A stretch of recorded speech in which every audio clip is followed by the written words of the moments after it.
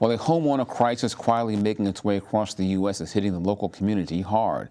But as foreclosures steadily creep up, advocates say more needs to be done. Patricia Vallone has been working for the last 7 months on a special report which examines the root causes of the crisis. The housing market crash that sparked a global financial crisis starting in 2007 was generally thought to be over several years later. But now some financial advisors and civil rights organizations are warning that residual effects from that time are causing an uptick in new foreclosures.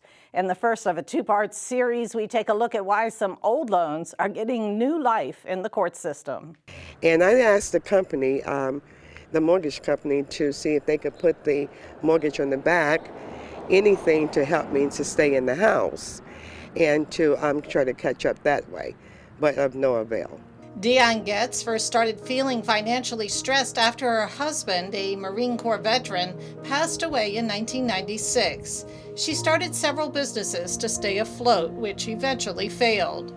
It was right in the middle of the subprime mortgage crisis. Beth Jacobson, a foreclosure compliance consultant, says many buyers were put into predatory loans due to something called reverse redlining, a concept that developed around the year 2000 when major servicing companies targeted African American communities with subprime loans.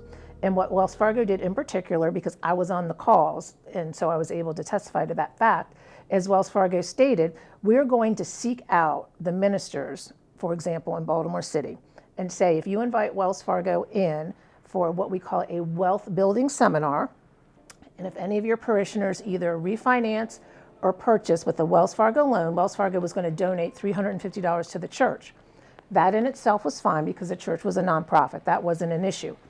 What the ministers were not told, what the parishioners were not told, is the only loan officers that showed up were subprime loan officers. Redlining is a discriminatory practice that consists of the systemic denial of services, such as mortgages, to residents of certain areas based on income, race, or ethnicity. Reverse redlining is the opposite, where people are targeted for credit based on the same traits, but on unfair terms.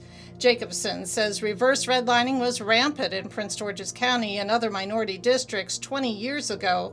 Some servicers eventually settled with the Department of Justice for millions of dollars. But some homeowners with those old second mortgages thought they were included in their loan modification deals or refinanced loans. Some simply forgot about those old mortgages because they stopped receiving statements.